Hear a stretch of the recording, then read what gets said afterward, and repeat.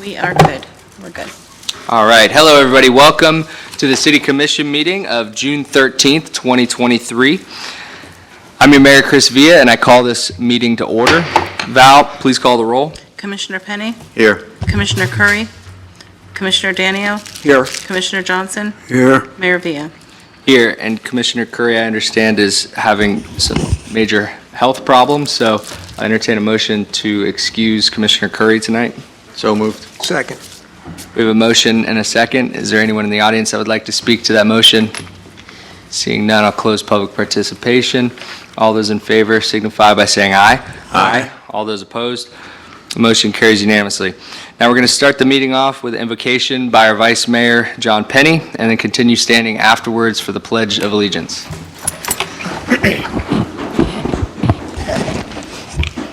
Will you pray with me? Dear gracious God, we thank you for the many gifts you bestowed upon us all. We ask that you take your hand of blessing on all those that are dealing with illness. And we ask a special healing prayer for our friend Penny as she deals with back issues. We ask that you guide and direct our meeting so that it's full of wisdom, productivity, and respect for one another. We ask that you keep our city teammates safe as they do their jobs. Now God, please bless this meeting, this city, and our great country. In Jesus' name I pray. Amen. Amen. I pledge allegiance to the flag of the United States of America and to the republic for which it stands, one nation, under God, indivisible, with liberty and justice for all.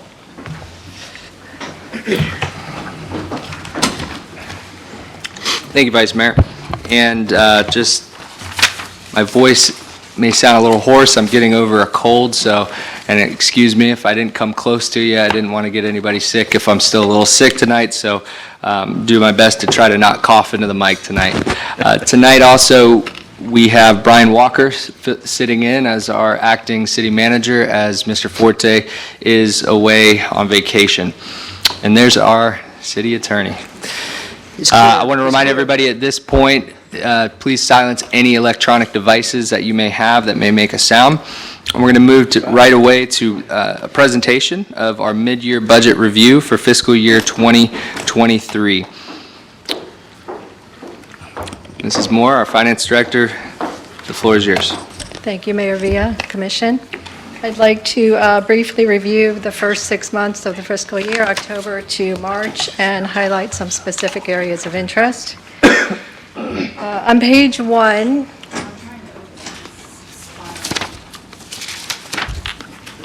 It's not opening.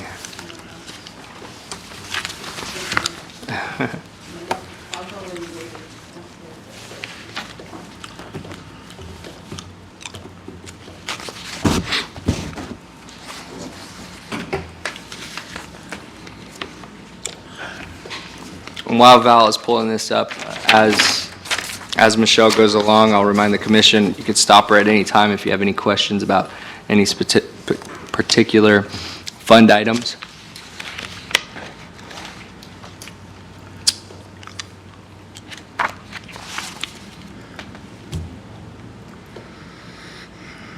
that is page 1.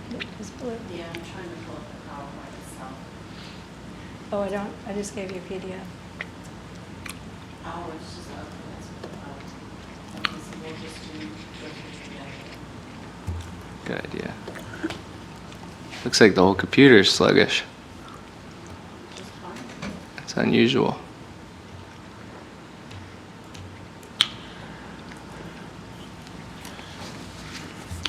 As if your first presentation of the commission wasn't enough pressure on you.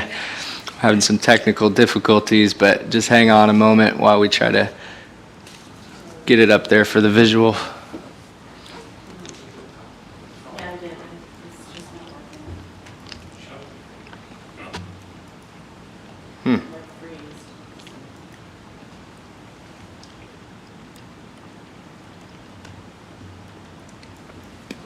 Well, here's what we're going to do. I'm going to move the presentation a little bit down while Val works on this.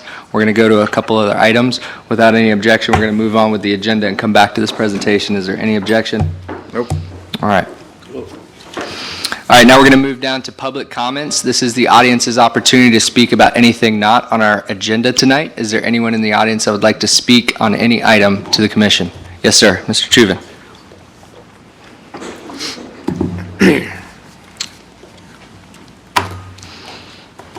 And you know the drill. Just state your name and address for the record, and you'll have 5 minutes.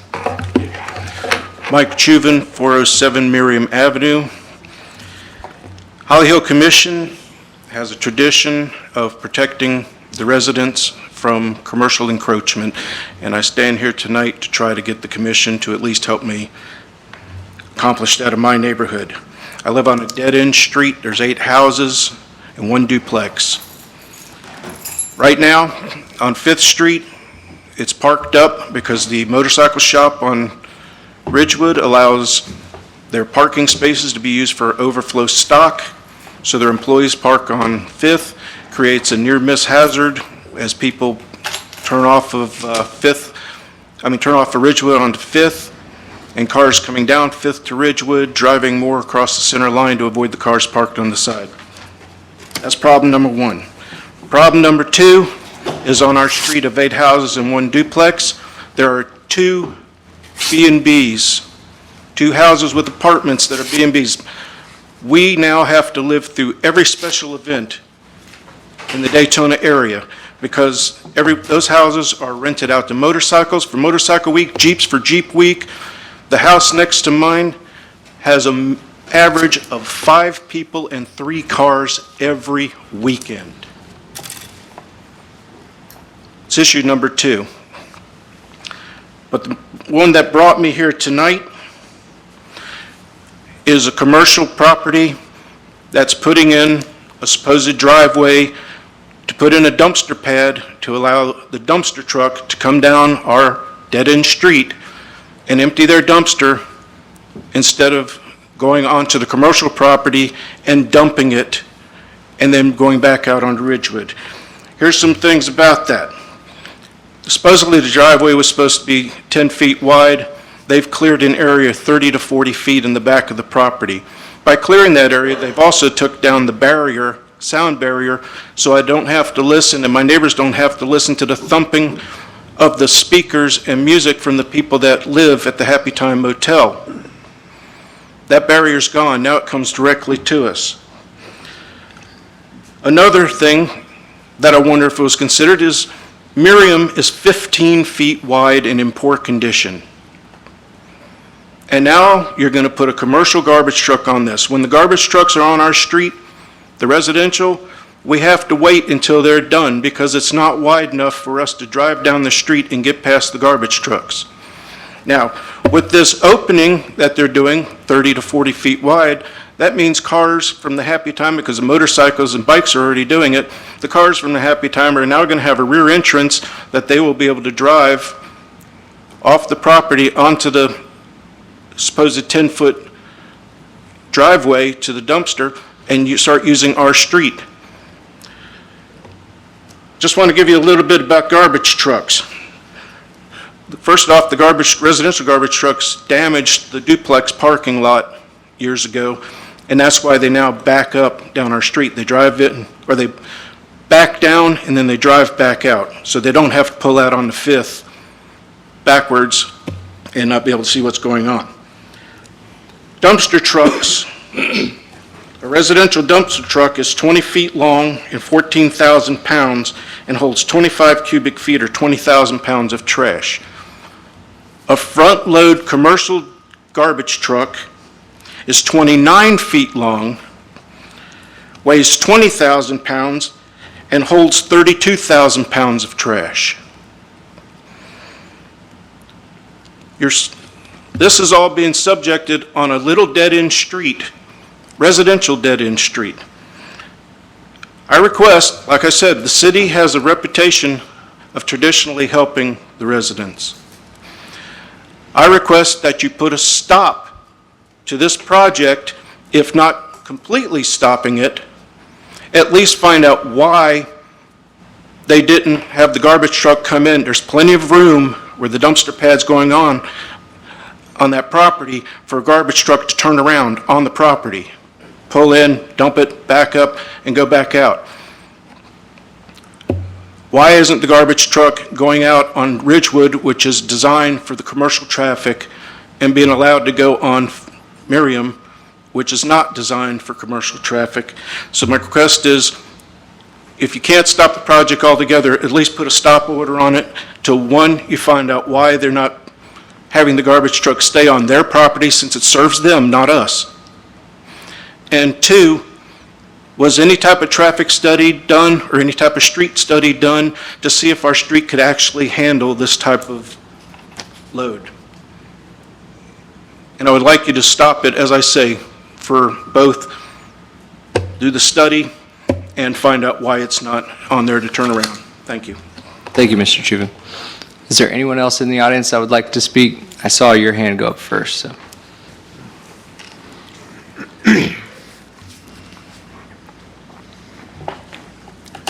Welcome. Just state your name and address for the record, then you'll have 5 minutes. Gabrielle Baker, 408 Miriam Avenue. I just wanted to add on to what he said about where they're putting this dumpster. Like he said, they've cleared the land now way further than what they said they were going to do, and you can see everything, you can hear everything, like you said. As well as it now has increased foot traffic from the people that live at the hotel to go through our thing where it's not made for that. It's a dead end. That's, like you said, that's why we picked to live where we live, is because it's a dead end. We don't want extra people coming in and out. With the garbage trucks, bringing a bigger garbage truck, they don't always close. Trash falls out the back of them. It's just gonna add extra litter onto our street. It's gonna add the homeless people coming through to use that garbage can then that they're putting on our street to ruffle through it. We've had people come up, go up to our house, check it out. Thankfully, we have cameras and stuff, but it just doesn't seem like the best place to put it when, like you said, there's room on their property to have the garbage, as well as the property next door to them. But they've increasingly took out a lot of space over there, and I just don't feel like it's the best place to put it, where if the garbage can the garbage truck can't back up and can't come back through, it really is not a lot of room for 2 cars on that road, even regular 2 cars to drive back and forth. It's very small. And then, like you said, with the people that live near us, with the Airbnbs and stuff like that, most weekends there's 5-10 cars parked in their driveways blocking the end of the road. It's the same problem just over and over. The road was like, that area wasn't made for that. It was made for people to live comfortably, but not overly trafficked, because as you can see, like if you went down that road, the road's not big enough for even 2 cars to go down. So I just very much am opposed to the garbage and the garbage truck going down that road and where they're deciding to put it, where it would be better if they could just leave it on their property instead of having to access our road. Thank you very much. It was Gabrielle? Yes. Gabrielle, thank you. Ma'am, you first, yep. Oh, and Lois, not you. The other young lady. Well, you can come on up. Come on up, Lois. The other young lady like you, Lois. That's what I was saying. So come on up. Well, hi, everybody. I know some of you, and the last time I was here, you granted a crosswalk for me, and Yes, I and appreciate Lois, it. before you Thank begin- very much. That's my And legacy. Lois. Yep. My name is Lois Carter. I live at 1650 Riverside Drive. Each of you has a packet that I prepared to probably save some talking. But my reason for being here is water damage to my lot and property caused by standing water on Elizabeth Street between Riverside Drive and Moravia. Every time it rains, the water stands for up to 2 days. They put a drain in, which is beautifully done. The only problem is the drain stands 2 inches above the ground, and the last time I had physics, water doesn't run uphill. So it sits out in the street for a day or two until it is soaked into my lawn. You will see in there's a fence, and that's just grass. That's the part I'm talking about. As a result of that, on my side of the street, that's only one drain. Across the street, between Riverside and Moravia, there are 4 drains. one at the corner, one directly across from me, one at the little street on the side, two at the street and one at the end. I have one, and the water stands. Okay, as a result, I have lost 3 trees, one which fell on my house after the hurricane because the lawn was so waterlogged that it wouldn't hold it. I've lost 3 trees, one of which fell on my house. I had to have a new roof, new windows on my house. I had to have my house foundation shored up to the tune of $15,000. And I was told by the supervisor, you need to get rid of this standing water. This is your problem. Then it became mosquito infested. And I called the county flea control. And they said, well, it's all this water standing out in the street. You have to get rid of this water. I said, well, you want to tell me how to do that? I will. I've been here, I've begged, I've been here with this case before. Then I had another person who was visiting me from Arizona, and he has been doing parking lots, roads, and freeways in Phoenix for 30 years. He walked in the yard, and he says, your yard is waterlogged. And he said, you need to get this fixed. And I said, I can't fix it. So he went home, and lo and behold, your last pages, he sent me, much to my surprise, all the engineering that is required to fix that street and the drainage. Let's see, what else did I have?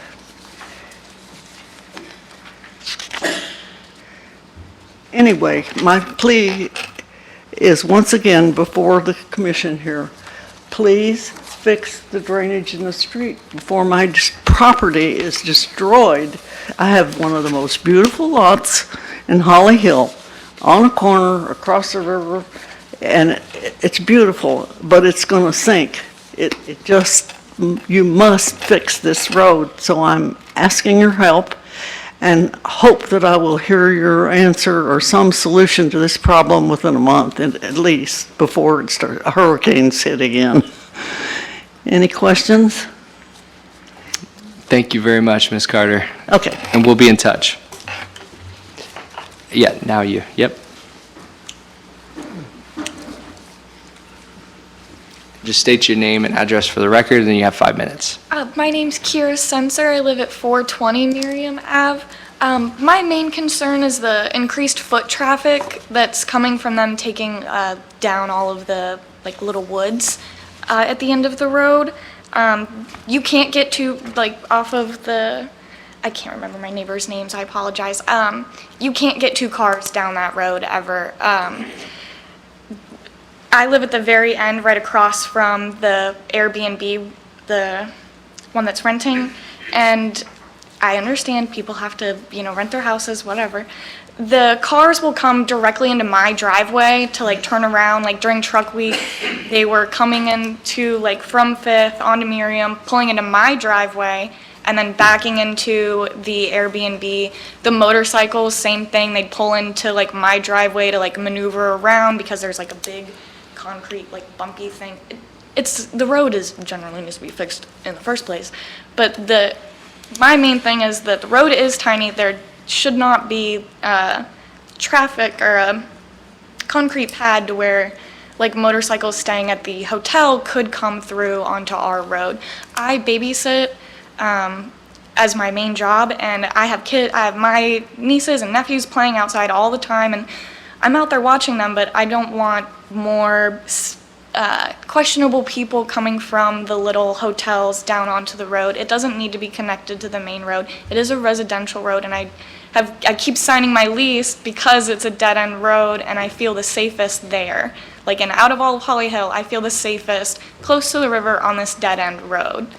I think that's it. Also, please fix Ms. Carter's drainage problem. Thank you, Kira. All right, Mr. Legary.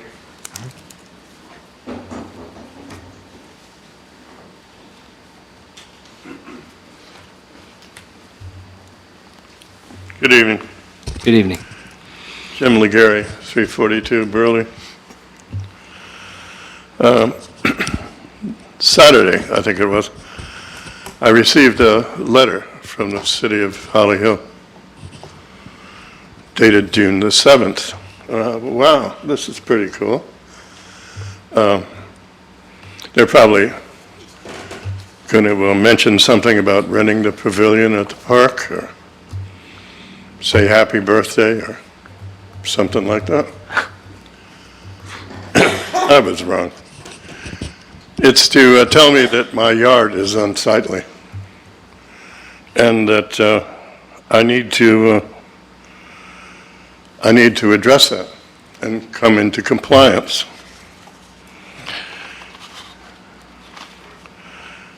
I've lived in that house for 36 years.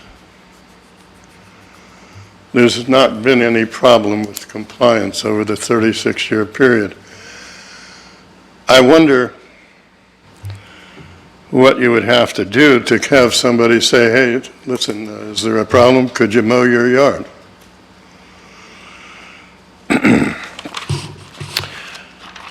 We were at the pavilion on June the 7th.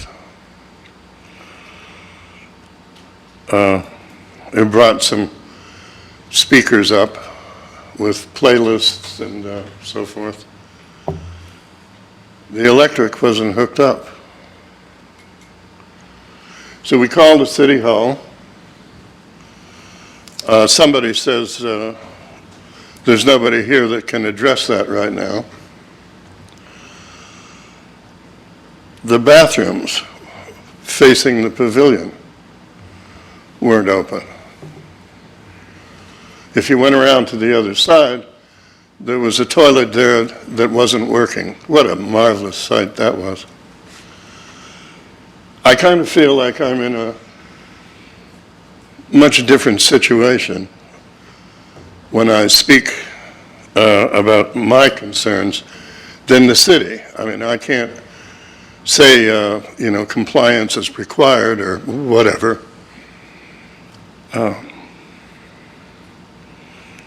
I saw a budget item, I think, for a customer, it was $364,000. I'm suggesting perhaps there's a better way to spend it. Thank you. Thank you, Mr. Legary. Excuse me for coughing, I apologize. Is there anyone else that would like to speak to the commission tonight about anything not on our agenda? All right, seeing none, I will close public comments. And just want to say, too, thank you to everyone who's come out, the new faces. Sorry I don't know your names yet, but we do hear you, and I will personally look into the issues that you brought forward as well. And right now, our city manager is out of town, as I stated earlier, but he'll be back next week, and I'll get with him to talk about that. Brian, you look I like... can address some of these. Do you have things. already? Okay. As far as, I'll go based on kind of the order that they came to us as far as Miriam Avenue is concerned. I can say that Miriam Avenue, the hotel has not been given any permit to completely remove their barrier. They're actually required to have a landscaped barrier, and it's alarming to me to hear that they have a driveway that's 30 to 40 feet wide and that they've removed the barrier, because that is not what they presented to us. So that's something that I will look into first thing in the morning and take a ride out as well to see exactly what they're doing out there. If they are doing that, and that is the case, we will address it. We will put a stop work order to what they're doing, and they will be code enforced if that is required and necessary, and told that they need to restore the barrier. But I'd like to go out and look at what's going on before stating the plan of action that will be taken in dealing with them. But I understand absolutely the concern of the residents on Miriam, and I would be alarmed as well. As far as the Airbnbs are concerned, we're not able to regulate those. That is a state jurisdiction as far as Airbnbs are concerned, so we're not able to tell people that they can't do it. However, we can regulate the effects So if the parking is out of control, if the noise is out of control, then I would encourage citizens to let us know that, because we can take action on those types of things. As far as, and I'd also like to encourage anyone who is experiencing difficulty on Miriam to come on in and talk to us. In fact, I have my card here, and we'll be happy to hand it out. I know, Mr. Chuban, we've talked before, and I'd be happy to show you what they've submitted, and we can discuss in more detail what's happening out there. As far as Mr. Legary is concerned, I'd like to see what you were code enforced for.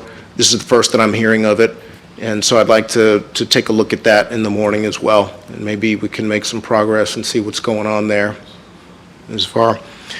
And as far as Ms. Carter is concerned, those are engineering issues, and I'll need to talk with Public Works and see where we are as far as the drainage out there, but I'm sure those are things that have been looked into. It's a long-standing problem out there, but we'll definitely take a fresh look at it.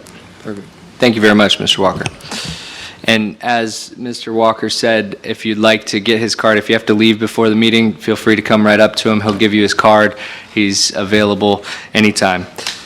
All right, now we're going to move back to our presentation, which is our mid-year budget review. And we got it working for you now, Michelle, so the show is on the road. Okay, thank you. Take it away. Okay, moving to page 1, the government-wide total budget and year-to-date. This is a snapshot as of March 31st. And I just wanted to point out that the total budget of $60,500,000 is actually comprised of the original budget of $27 million. And at the beginning of the fiscal year, we had carry-forward money for open purchase orders and projects in the amount of over $33 million, and then we had additional 2 grants that we received for the police department of over $67,000. And so that is the current budget of $60,500,000. And then moving on to page 2, we're looking at the general fund. We pointed out the top 9 sources of revenue for the general fund. The top 9 sources equals 63% of the total general fund budget. And you can see that the data starts from 2019 to mid-year. So you can see the actuals and the trends. And then in each of the boxes of the major resources, we did a little chart depicting the same information. And the following page 3 is the rest of the major sources, and then discusses a little bit about the other 37% of general fund revenue, which is telecommunications tax, direct cost allocation between departments, and local option fuel tax. And then on page 4, we go into the general fund expenditures. And you'll see, because this is a 6-month report, we'd be expecting 50%. But if you look at the salaries and benefits, you'll see that we are actually significantly below 50%. And we attribute that to we've had a lot of open positions. And we are currently, our turnover rate is 22%. So since January 1 to the end of this month, the HR director will have processed 25 new hires. That's 25 new hires out of 115 positions. So we are experiencing significant turnover. And as far as the rest of the expenditures, a lot of those are timing, so they are coming in what we would expect at this time. And moving on to the community redevelopment, the CRA, I just wanted to highlight the event revenue at the end of March was $7,000, but I did look at the amount as of today, it's $21,522.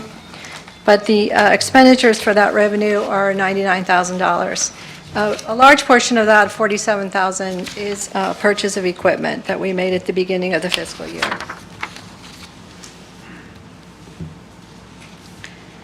And then moving on to the enterprise funds, if you look at the top three revenues, sewer, water, and refuse, you would expect that the revenue would be 50%.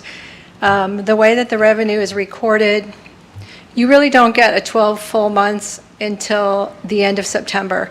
The way that the revenue is recorded, it falls a month behind.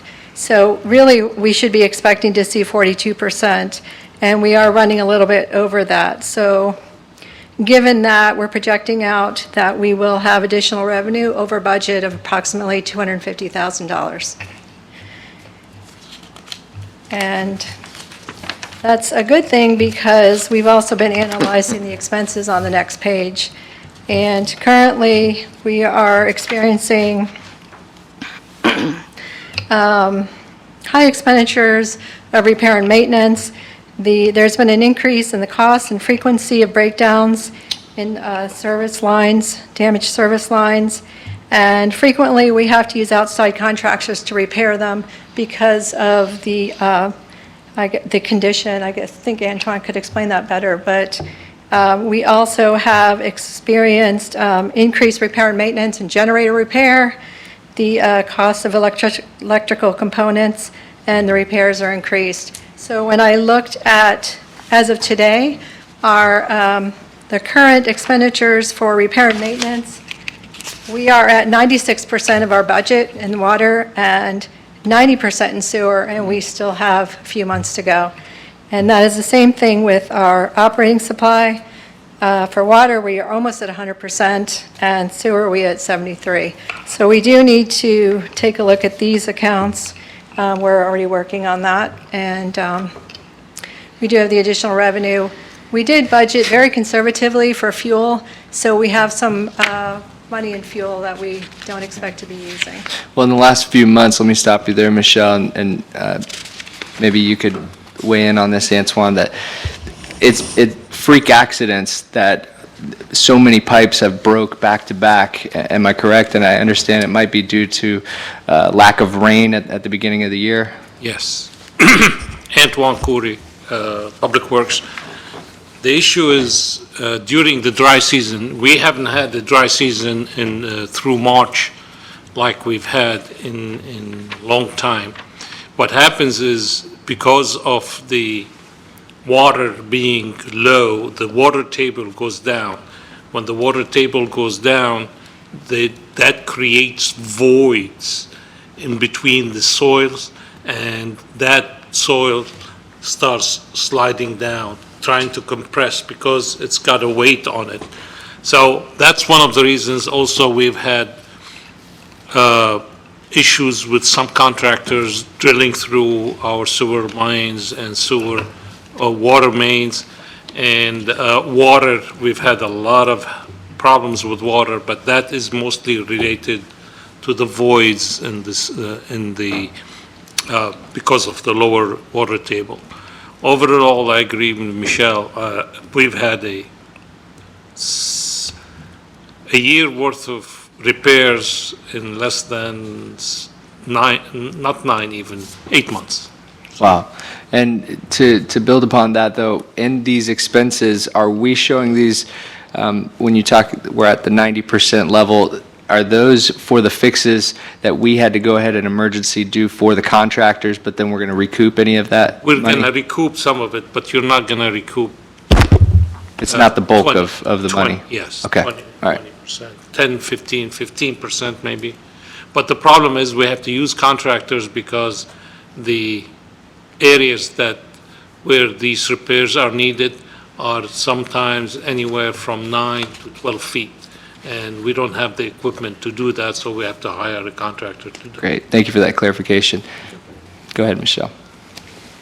Okay, and then if you look at salaries and benefits, salaries is 52%. That is mostly attributed to, because we were low in staffing, we had to pay additional money in overtime. And also, because of Hurricane Ian, we had additional overtime as well. So if you look towards the bottom of the page, we did a little chart on Hurricane Ian expenditures. The category A which includes the debris removal and monitoring. We have submitted to FEMA for reimbursement or for review. I did look at this same time in the process of Hurricane Irma. It took 2 years from this time in the process to actually get paid. Hopefully they speed it up. Don't count on it. So, and then Category C, which is repairs and maintenance, that has been submitted for review as well. At this point, we are waiting on direction for the Ross Point Pier and how to approach that. And then on the following page, we listed capital projects on the left side that have been completed during the year and ongoing projects on the right side. And then at the bottom, these are the completed paving projects this year.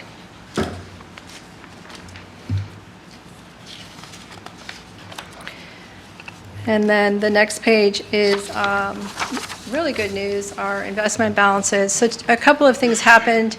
In January, we moved $10 million from our general fund checking into Florida Prime savings. And Florida Prime, although it says it's earning 4.84 here, it's currently earning 5.23%. So it's doing very well compared to what our checking was doing, and even that is doing well. So we're doing very well in our investments right now. We originally budgeted citywide $112,000 for our interest in investments, and currently we are already earning $714,000. So. And then the last page, we did a little chart of our outstanding notes and bonds. Going into this year, we had over $10 million in principal balance. By the end of this year, we will have $7,162,000, and 2 of these debts will have been paid off. And I just wanted to add that we received our preliminary property values, and they are up 12.46% over last year. So it's looking very good. Great. Thank you very much for all your time, Michelle, for putting this together for us. I appreciate the visuals you put in as well. Is there any questions from the commission? All right. Thank you very much, Michelle. Thank Okay, now we're going to move to the approval of the minutes. We have the minutes of the May 23rd, 2023 regular city commission meeting. Can I have a motion to approve the minutes? Motion to approve the minutes. Second. We have a motion to approve the minutes and a second from Commissioner Danio and a second from Commissioner Johnson. Would anybody like to speak on the minutes? Seeing none, I'll close public participation. All those in favor signify by saying aye. Aye. All those opposed? The motion carries unanimously. The next thing on our agenda is the consent agenda, items 1 through 3. Would any commissioner like to remove an item for discussion? All right, the action proposed is stated for each item on the consent agenda. Unless a city commissioner removes an item from the consent agenda, no discussion on individual items will occur, and a single motion will approve all items. Is there anyone in the audience who wishes to speak on any item on the consent agenda tonight? All right. I'll close public participation. I'll entertain a motion for approval of the consent agenda. So moved. Second. We have a motion to approve the consent agenda from Vice Mayor Penny and a second from Commissioner Danio. No discussion is needed. All those in favor signify by saying aye. Aye. All those opposed? The motion carries 4-0. Now moving to our regular agenda tonight. Number 1 is Resolution 2023-R-31. Mr. Simpson. Resolution number 2023-R-31 by title only for first and only reading. A resolution of the City Commission of the City of Holly Hill, Florida, approving the fiscal year 2023-2024 CDBG annual plan application as submitted and providing for an effective date. Thank you, Mr. Simpson. Mr. Walker. Yes, basically, the Department of Housing and Urban Development, they have a program that provides annual grants that are provided to states, counties, and cities on an annual basis. Volusia County is an entitlement city, or an entitlement county, so they receive funds. In the same type of process, they decide using a formula, whether or not a city is going to get an allocation.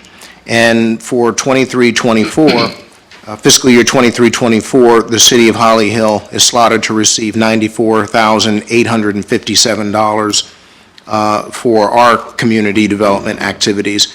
And at this point, that money is slotted to be used toward the playground at Sunrise Park. The overall project is estimated to cost $250,000, so $94,857 would be reimbursable through that grant. And so that's basically what this is about. Thank you very much, Mr. Walker. Any questions for Mr. Walker? All right, seeing none, we'll open this up to the public. Is there anyone that would like to speak on this item tonight? Seeing none, I'll close public participation, and I'll entertain a motion for approval. Motion. Second. We have a motion for approval from Commissioner Johnson, a second from Commissioner Danio. Any discussion needed from you? I just want to say, we hear you, Mr. Legary, and specifically about Sunrise Park, and we know that the bathroom was down there, and we are, as I'm sure you are aware, we are allocating in this next budget, actually in this current budget, a lot of funds towards Sunrise Park. We believe it's one of the best parks around, just as our citizens do, and we want to make it even better. So we're investing heavily into that. And so that problem you talked about with the bathrooms and the electricity, that's going to be no more. We're going to make sure of that. It's going to be a first-class park as it always has been my whole life, and as it needs to be and it deserves to be. So I hear you on that, Mr. Glary, and we are in the process of fixing that. And part of this project that we are approving tonight goes a little bit of the way towards that. So just wanted to make that note. With that, anybody else? All right, we'll take a vote. All those in favor signify by saying aye. Aye. All those opposed? The motion carries 4-0. Now move to number 2. It's a request for lien reduction on 1016 Cherokee Ranch. Mr. Walker. Yes, the city received a request for a reduction in lien for code enforcement liens that were placed on property located at 1016 Cherokee Ranch Road. Now, that property is owned by Lucine Gasler, and the request for the lien reduction was submitted by Stephanie Imperato, who's provided a proof of power of attorney for Ms. Glaser, since Ms. Glaser has been diagnosed with dementia. The property violations were presented to the special master on May 12th of 2022, and the special master did find that the property was in violation of section 114-727 maintenance requirements with regard to the property fence. The fence has since been repaired, and the property came into compliance on May 15th, 2023. But it did accrue fines in the process from the time that it went to the special master and the lien was placed to the time that it was repaired. And that came to a total of $16,900 plus administrative cost. Now, the power of attorney representing the property owner was informed by our city manager, Joe Forte, that he would recommend a reduction in the lien to the city commission in the amount indicated below, which is $2,212.72. And the power of attorney for Ms. Glaser agreed. So the total lien was $16,900. That's been reduced based upon a special master fee of $250. She is paying the recording and release fees for the lien, which is $20. We had 2 certified letters that went out that totaled $16. Code enforcement time of 6 hours at $20.48, plus 35%, came to $165.88. The community development director's time of an hour at $52.48 an hour, plus 35%, came to $70.84. And then the city manager applies a 10% to the total lien, and that comes to $1,690, or 10% of $16,900. So when you total that, it comes to $2,212.72, and the staff recommendation is that the lien be released for that amount, that it be reduced from $16,900 to $2,212.72. He does state that payment does need to be received no later than July 14th, 2023, and that if that is not paid by then, that the lien will go back to its original amount. Thank you, Mr. Walker. And just for the audience here, will you go into, so this property is back in compliance, and the whole reason behind these liens is to come back into compliance, is that correct? Yes, really, the city would rather not have to place a lien. We go through a long process in trying to just get the property compliant. We're looking for compliance and not for money and not to place liens. So when a property does come into compliance, if a lien has been placed, and the lien is placed by a special master who is actually a judge with Volusia County, when they do come into compliance, there is a process where they can work with the city in getting that lien reduced. And if they're compliant, it does come before this commission with that request. Perfect. Thank you very much. Are there any further questions for staff on this? Seeing none, I'll open this up to the public. Is there anyone in the audience that would like to speak on this particular lien? Okay, seeing none, I'll close public comments. Is the applicant here? Do you know, Mr. Walker? Is the applicant here? Raise your No, hand if so. I don't think so. Okay. All right, we'll move ahead in the motion. I recommend a motion, reduce the lien from $16,900 to $2,212.72 as written in our packet here. And I'll make that motion. We have a motion for approval as stated in the packet. And I'll second it since I have all night. We have a second from Commissioner Danio. Is there any discussion needed? All right, all those in favor signify by saying aye. Aye. All those opposed? The motion carries 4-0. We have no public hearings tonight, so we'll move on to our communications, and we'll move over to City Manager tonight. Filling in for us is Mr. Brian Walker. Yes, Mayor and Commission. You may recall that back on May 25th, the city manager sent you all an email with regard to the CRA. Previously, back on May 9th, there had been a workshop where the CRA was discussed, and in particular, extension of the CRA and working on ideas for very specific projects.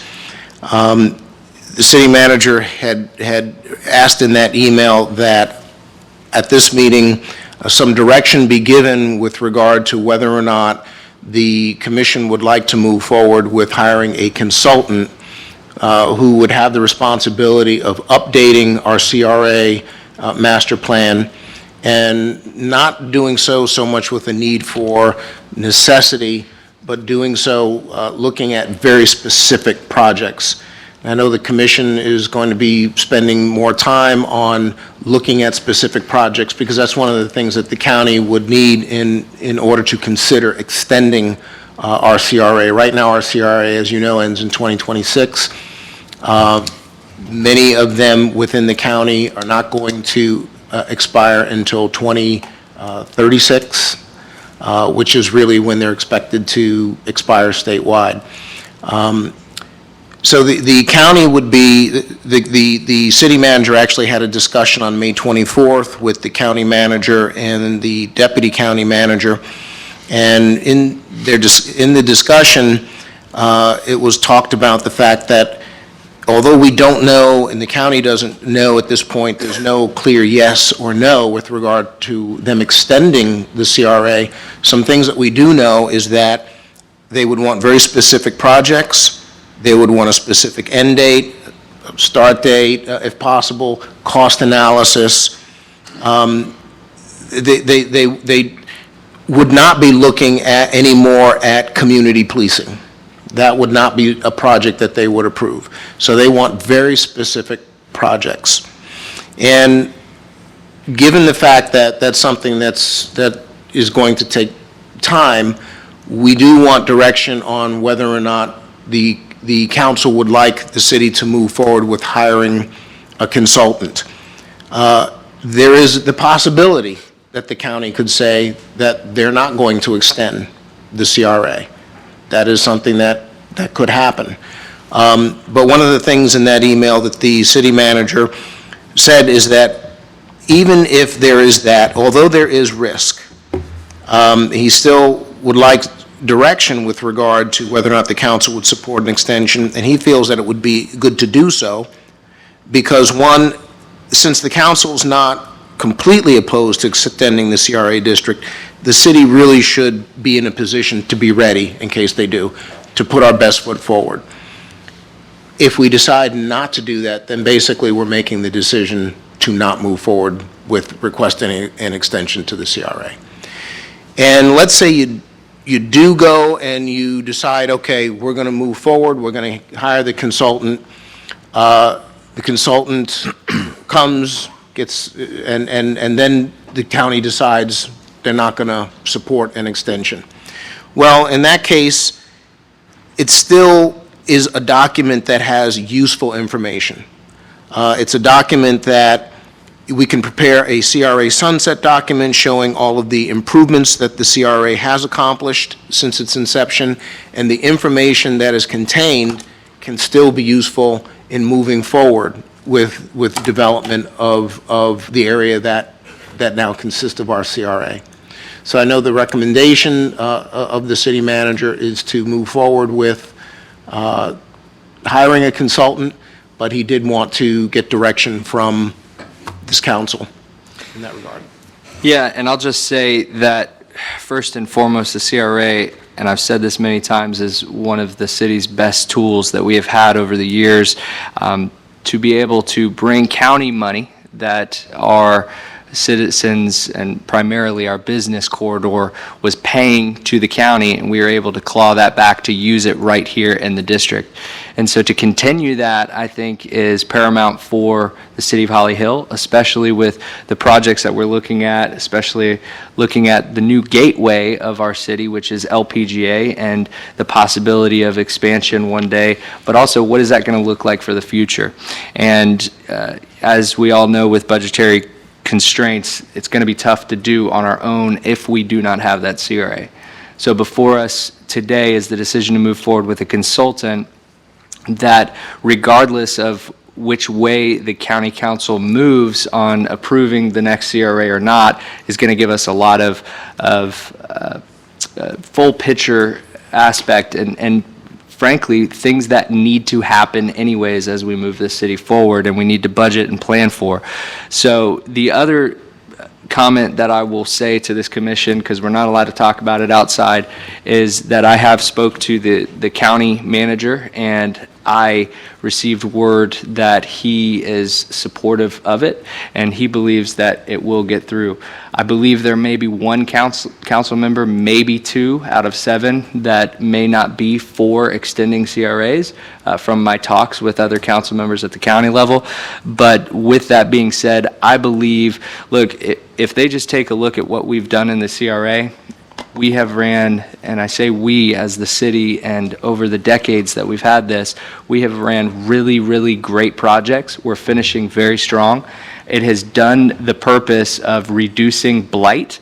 And so for those reasons, I believe that we will be able to renew this CRA. I understand the 2 members that may be against it, and it's strictly about fiscal responsibility. And look, as I sit here as the mayor, I'm the cheerleader for Holly Hill, and I want to be able to bring all of that money back here to our community. But I understand in their chair, they're looking for ways to bring in new revenue and to try to claw back some revenue from the cities. But I will remind the council members every chance that we get, but that every one of our citizens is a county citizen. So this is serving the county, and we're able to use it best because we know our strengths and weaknesses. So for those reasons, I'm wholeheartedly behind the recommendation of our city manager to hire a consultant and move forward on plans for the next CRA. With that, I'll open up the floor. I concur. Wow, you're quiet today. Yeah. That's good. I got more to say than he does. I'm okay with that, too. My only concern is when Brian says specific dates or finished specific end dates. I mean, how, strict are they going to be with that? The way things are with this economy and the way things are with scheduling and everything else. I mean, How can you pick and start dates and end dates the way things are? Well, it would be the start and end date for the CRA, so it's got to have a hard end date. I thought it was for projects. Well, we have to give a timeline. Yeah, it would be for projects. I mean, Mayor, you're correct in when you're talking about start and end for the CRA, absolutely.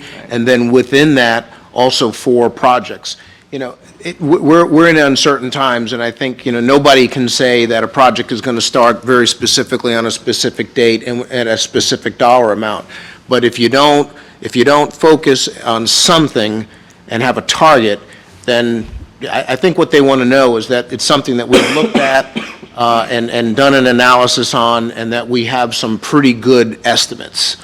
And so I don't know that we'd be penalized if we started a month late or 2 months late due to things beyond our control, but I think what they're looking for is a plan that shows that we have, to the best of our ability, some big start dates, a project, and a cost estimate. Okay. Sounds good. All right, thank you, Commissioner Daniel. Commissioner Johnson. The good thing about it is, though, a lot of some of the county people might not look at it the way that I do, but to me, it's a good investment for the county.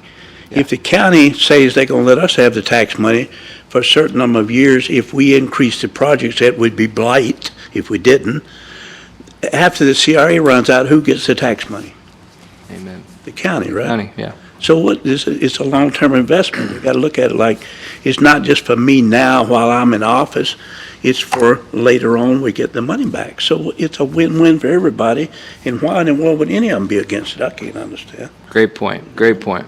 I agree with you, and you'll have to make that known to any council member you talk to at the county level too. Investment, I believe in investment. I agree with you, Commissioner Johnson. All right, so with that, does he want a motion or just consensus? Because I hear consensus here. I think we have go ahead, Scott. Yeah, I think really, because I've looked at an RFP generally, and I think the idea is to, you know, we're obviously not going to go out then now and hire a consultant tomorrow. Right. What we're doing, really moving forward, is we'll come back, I assume, with the formal RFP to go out. You'll approve that, then we'll get the consultants' proposals in, you'll review that, and then you'll hire a consultant. So this is just saying you still want to move forward. There's steps that have to be done before you get the chance to hire a consultant. So I think that's really what he's looking for, that you want to go forward with these steps. Okay, officially, is there any objection? Seeing no objection, the consensus is to move forward. Thank you, Mr. Walker. Thank you. Do you have anything else for us tonight? No, sir, that's it. All right, Mr. Simpson, do you have anything? No, sir. All right.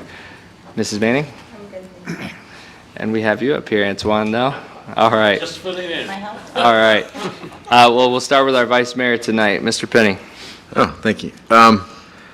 Couple things, and I try to limit it to two, but they both happen to pertain to Pictona. For those in the audience that don't know, there's a free concert this Thursday night. It's Dueling Pianos, right across the street. You have to go online and purchase a ticket, but the purchase price is $0. So as of this morning, I think there's 180 people that were planning to attend. And I wasn't sure, I needed direction, because at the last commission meeting, when we decided to make it free bleacher seats, I thought we said we were going to charge $5 for parking. But then I got an email from Pictona earlier in the week saying that they had everything under control and there would be no charge for parking. And this kind of gets in that gray area, is like, whose event is it? Who's in charge, the city or Pictona? And without Joe here, I discussed it with Brian a little bit, and I told him that I would run it by you guys. But typically, if attendance has been low, then we haven't charged for parking. And the figures would be, if 180 people are coming, they figure 3 people per car, so there'd be 60 cars. It's a Thursday night, which really isn't that busy over there. So I don't really think parking attendants are needed, but I wasn't sure what you guys felt about that, because we kind of gave staff that direction at the last commission meeting. So since my role as a volunteer with the Kiwanis is I coordinate the parking over there, I needed direction from you guys to say, do you want to park or not park? So that's what I'm asking. Meaning, do we want to allow the We wanna- Kiwanis Club to, Well, what's happened in the past is that the Kiwanis Club has charged $5 for parking, and then that $5 goes towards children's charities. But Pictona said that they didn't think we should charge for parking, but the commission, at the last commission meeting, said we were going to charge for parking. So I didn't want to not charge for parking if you guys wanted there to be a fee for parking. okay. Does that make any sense? Yeah. Is the Kiwanis going to not be involved if we don't charge, or does? No, no one will show up. If 60 cars are going to park there, you can park 200 cars easily on You the. don't need to be, nobody needs to be. I don't think there'll be any chaos if there isn't assisted parking there. But I just didn't want to bring the Kiwanis and charge for parking. It's a small attendance, but if the commission's wishes were to charge for it, I didn't want to go against the commission's wishes. So that's my only, So are you for doing it, having Kiwanis there? I mean, it's a small turn. it's a small turnout. I don't think anyone's going to get their feelings hurt if they don't show up on a Thursday night to help people park. I don't think it's going to be a problem if we don't show up to help park.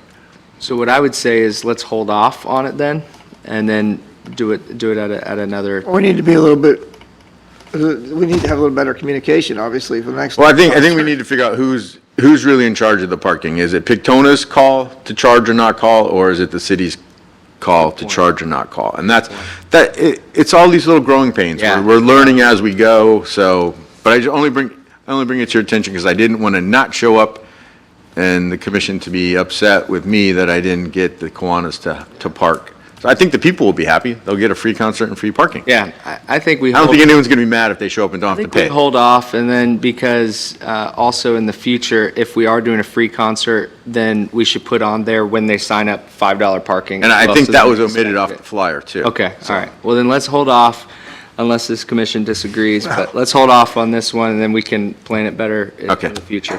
All right. Sound good? Sounds perfect. All right, clear direction. All right, so here's something that we're not going to solve tonight, but I think it would merit a workshop in the future. And it goes back to things that we've talked over the years. It goes back to something that Commissioner Danio has brought to us several times.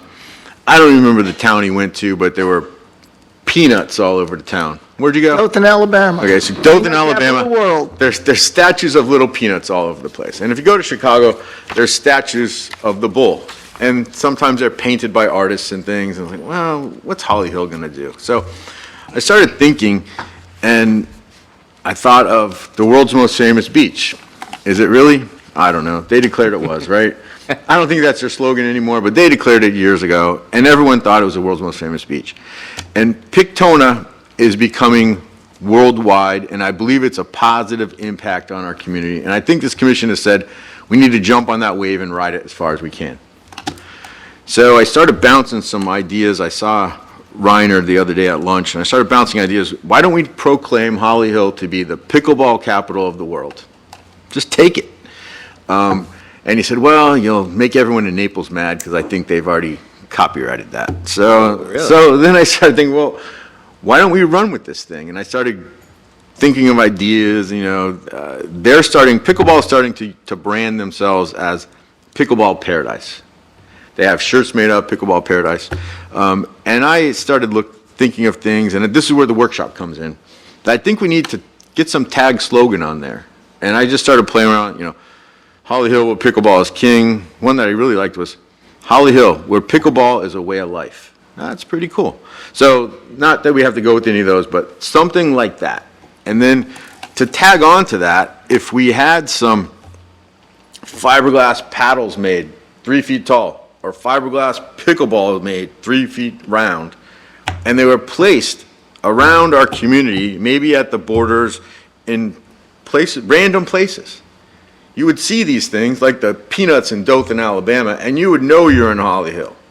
So that's my crazy idea for the month. And don't need any feedback on it now, but if there's any, talk to Joe about it. I already told Joe before he left that I was going to bring a crazy idea to you guys. So that's it. I think there might be something there, a marketing strategy for one of the best things that's happened to our city. But I think we need to do it sooner than later and not, we don't need to hire a consultant and we don't need to do all this. I think we can come up with some kind of tagline between us and other people. Maybe we have a contest at the school. I don't know. but tag on to that because it's something positive in our community, and then people will actually know that it's here. Well, and I'll remind you too that we're going to talk about future branding Right. and how to go about communicating all the great things that are happening in Holly Hill better to the citizens and to the people of the county as a whole. So that can be, I think, incorporated right into Okay. that. I think there's themes there that we can definitely, I don't want to say exploit, but take advantage of Right. in a positive. I mean, they're marketing, why don't they market us? And if we put a tagline on, everything Pictona markets, that we marketing Holly Hill rather than Pictona at Holly Hill. Right, right. So we can Yeah. ride that wave. And there's another conversation, I think, that will be had at some point too about Pictona and about how it's all working and the connection between the city and them and some things that we all need to get better at. And whichever comes first, whether it's the branding or that, at that time, I think we can also Right. discuss that as well. So I'm in favor of discussing that in the future. So is that it? That's it. Thank All you. right. Great, no, I mean, Commissioner Danio. you know, I've been talking about branding in a way, you know, I mean, I thought it was a great idea for some of those places that we were kind of, sort of, they thought we were picking on at the time to figure out a way to brand themselves with some help from the city and all that. They didn't take advantage of it, so maybe there's a reason. There's always a reason for something, right? But I think that's great. But I just wanted to, I won't be here next meeting. Keep Penny Curry in prayer. She's having some back. I just wanted to make a comment to the audience who was more than civil about their requests and their concerns, and it's always nice on this end to hear people actually communicate, talk like real people to each other. We've had times where we've just got bashed up here, and it's kind of nice, and I can say with certainty that if Mr. Walker says he's on something tomorrow, he's on something tomorrow. We are not perfect, and the city is not perfect, but we do our best to you know, stay within the lines and take care of what we can. So hopefully that makes people that have concerns feel a little bit better. But other than that, I'll see you guys in a month. So, thank you. Well said. I Commissioner just have a Johnson. couple of things. I believe, I might be wrong on the date, but I believe this Friday at 8:30 at Amarillo, they're having a free breakfast for the Pace Center for Girls. And that's such a great organization. I used to be pretty heavily involved in it when I was a mayor because it took some girls that was just down to nothing and brought them up and did such great things for them. So if anyone has time, they could go to Amarillo. I think it's at 8:30. It's a free breakfast for the Pace Center for Girls this Friday, I believe it is. Am I correct on a date, John? I'm not sure. I think you kept there. I was just gonna pull it up. I think it's the 19th, I believe, is it's Friday. This Friday? I think. No, 19th?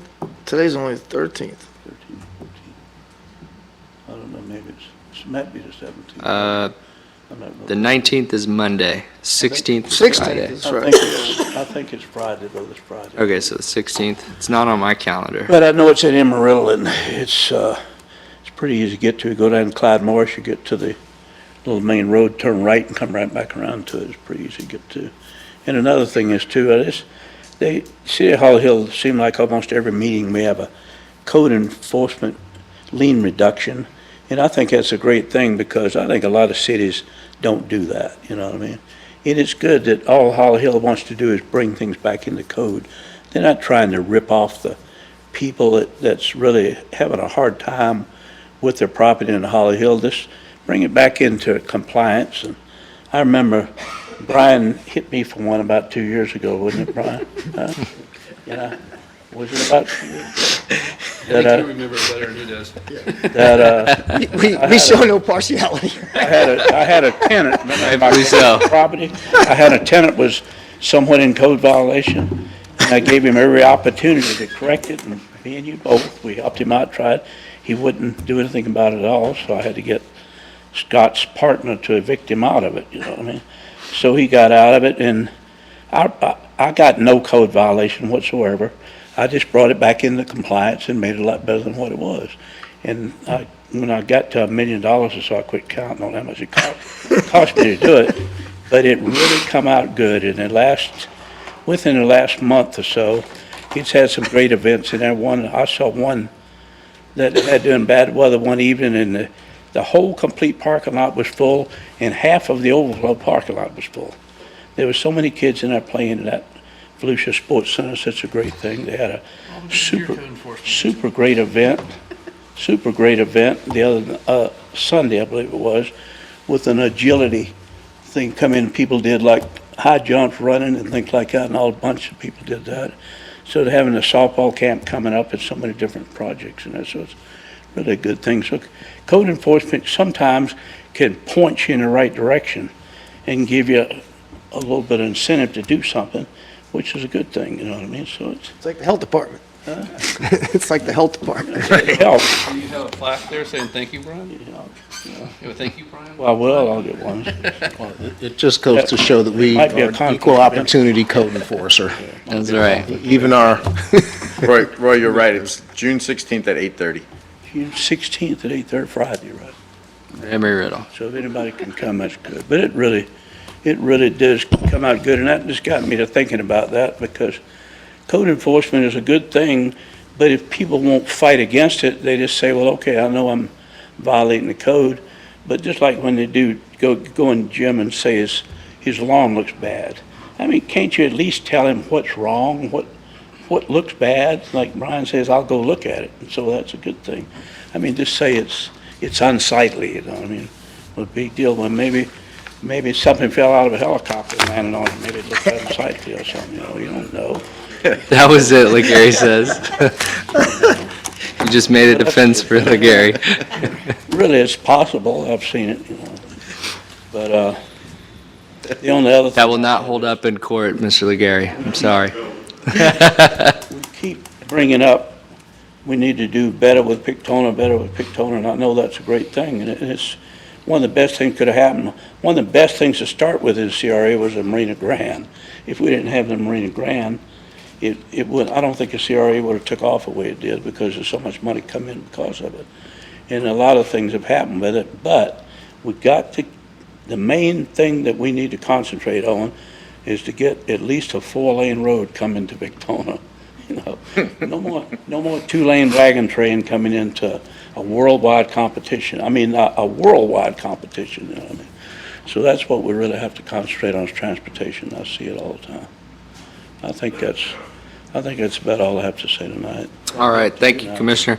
And now for my comments, I'll hang on that for a second with code enforcement. I just want to thank Mr. Walker. I talked to you yesterday about the Cala Grande arches. I received several complaints. I'm sure some of you have as well. As you all know, but some of the audience members may not know, the Cala Grande arches on Cala Grande, they actually fall outside of our city's boundaries and jurisdiction, even though we actually have the road there.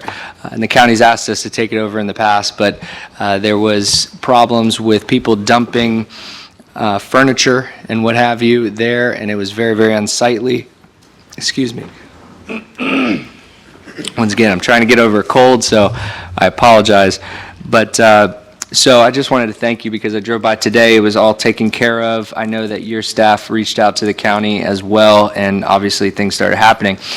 What I did notice is there's a lot of newer signs that say private property on it, no trespassing. And I have no clue who put those up, and they don't look like the county signs whatsoever. So I don't know if maybe we should have staff reach out, but it has become a problem over and over, especially with tagging, people with doing graffiti on those arches. And if anyone knows the arches, they're beautiful. I'm sure you've stopped by. We need to make sure that they're preserved. The city commission, when I was a commissioner, we stood up for them when the county was thinking about not repairing them when a car crashed into them.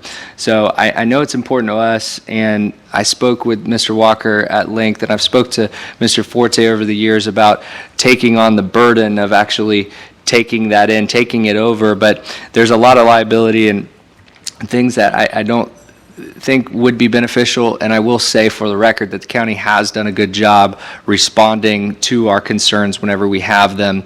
And, that goes to my next point of I want to thank everyone for being here today, and I want to, make sure that it's said that we do not have eyes and ears everywhere at all times. Things will fall through the cracks. Sometimes we don't know about a problem on Miriam Avenue because I live on the other side of the city and maybe I didn't receive a phone call. And so I always encourage any citizen that I ever meet, if there's a problem, please contact us.